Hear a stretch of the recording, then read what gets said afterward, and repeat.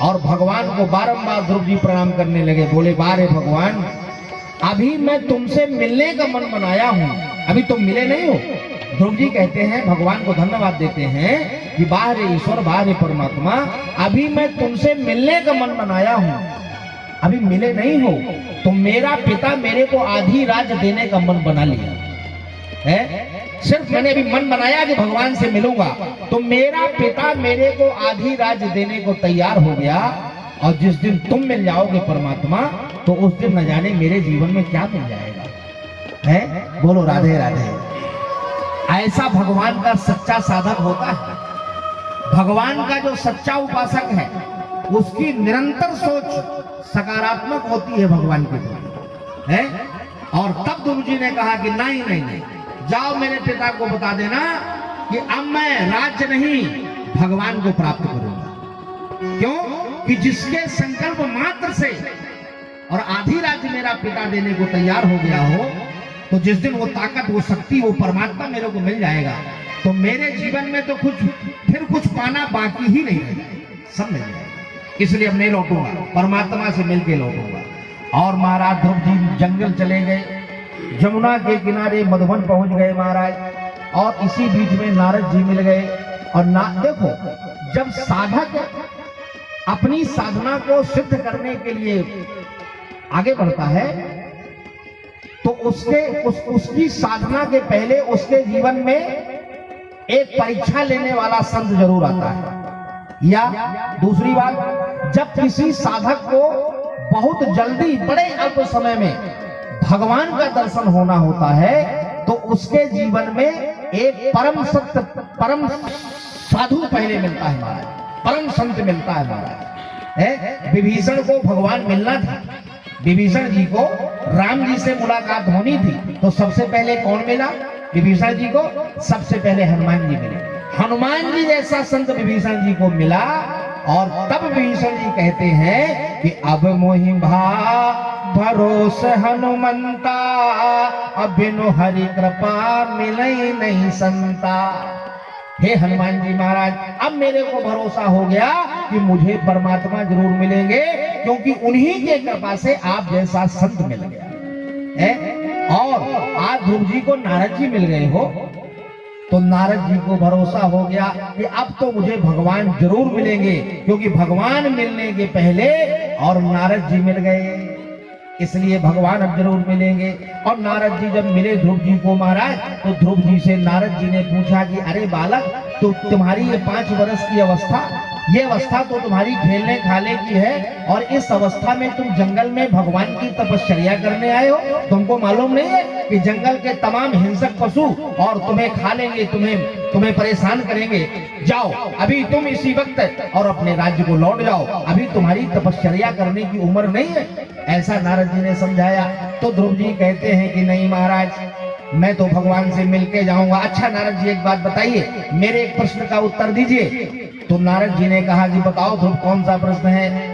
तो बड़ी सुंदर बात ध्रुव जी ने कहा। बोले नारद जी, आप ये बताइए कि जंगल में जब शेर दहाड़ता है, जंगल में जब शेर दहाड़ता है, तो शेर की दहाड़ से जंगल के सारे जीव जंतु डर के मारे भागने लगते हैं, लेकिन एक जीव नहीं भागता महाराज, एक जीव नहीं भागता, एक जानवर नहीं भागता।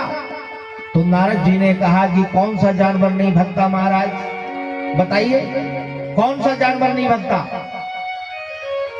तब ध्रुव जी कहते हैं कि शेर की दहाड़ से सारे जानवर भागने लगते हैं डर के मारे, लेकिन एक जीव नहीं भागता, और वो जीव है शेर का बच्चा। बोलो राधे राधे। शेर की दहाड़ से सारे जंगल के जानवर डर जाते हैं, लेकिन शेर का बच्चा नहीं डरता। तो जानते हैं नारद जी, हमारे भगवान शेर हैं, हमारे भगवान शेर हैं और हम उनके बच्चे हैं, इसलिए किस बात का डर महाराज। और तब नारद जी समझ गए कि अब ध्रुव दृढ़ संकल्पित है, अब ये बगैर परमात्मा से मिले नहीं जाने वाला। और तब नारद जी ने ध्रुव जी को एक मंत्र दिया कि जाओ ध्रुव, इस मंत्र का तुम जप करना। कौन सा मंत्र?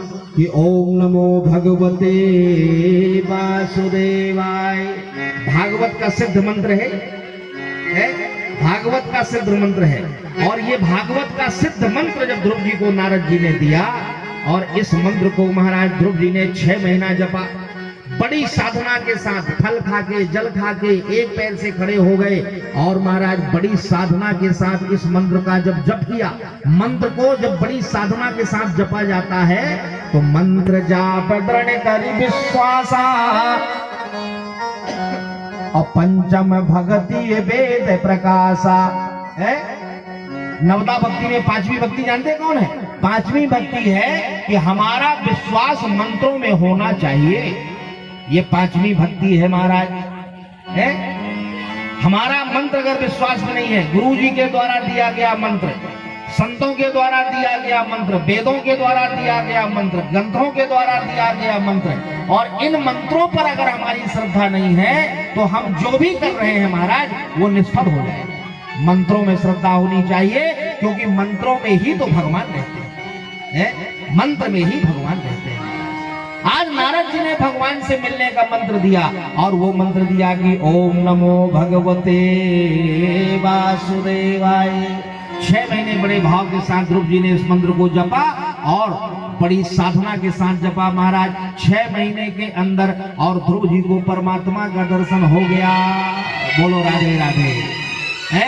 परमात्मा प्रकट हो गए ध्रुव जी के जीवन में हो, और जब परमात्मा प्रकट हो गए तो ध्रुव जी ने बड़ी सुंदर स्तुति किया कि समाधिनानैक भवेन यत्पदम अभिदो संदाय उर्वते जैसा अमासे हरम खड्वीर मुख्य पादयो अछाया मुपेत्या पगता प्रथमति। आहा, हे भगवान, बड़े बड़े समाधि में बैठे समाधिस्थ महापुरुषों को और हजारों हजार वर्ष बीत जाता है, लेकिन आपका दर्शन नहीं हो जाता। और आज इस 6 महीने की तपस्या में इस भक्त से न जाने कैसे खुश हो गए महाराज कि बड़ी अल्प तपस्या में और मुझ जैसे भक्त को आपने दर्शन दे दिया। ऐसा ध्रुव जी ने बड़ी सुंदर भगवान की स्तुति किया। भगवान ने कहा ध्रुव जी बताइए आपको क्या चाहिए। तब जो है महाराज ध्रुव जी कहते हैं कि जब हरि थे तब मैं नहीं, और अब हरि है मैं नाही। कबीरदास जी लिखते हैं महाराज कि जब हरि थे तब मैं नहीं, और अब हरि है मैं नाही। और प्रेम गली अति सागरी, और जामे दो न समाही। महाराज पहले इस हृदय में संसार बसता था तो आप नहीं थे, और जैसे ही आपका मैंने दर्शन किया तो संसार अलग हो गया, अब आप बस गए हो। तो जिस हृदय में आप फंस गए हो तो मांगने की, पहले जरूर मांगने की इच्छा थी, लेकिन महाराज अब मांगने की जिज्ञासा समाप्त हो गई है। बस अब तो एक ही इच्छा है कि आप अपने चरणों में हमें परम गति प्रदान कर दें। ऐसा ध्रुव जी कहते हैं महाराज। तब भगवान ने कहा नहीं ध्रुव जी, आपने राज्य पाने की लालसा से हमारी तपस्या करी है, इसलिए आपको राज सुख भोगना पड़ेगा।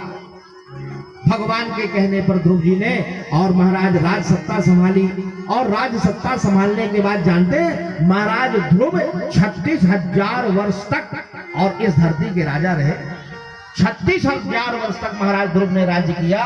और जानते हैं महाराज ध्रुव जब राज सुख भोगने के बाद और जब महाराज ध्रुव की जाने की यहाँ से बारी आई इस मृत्युलोक से, तो साक्षात मौत आके खड़ी हो गई महाराज है।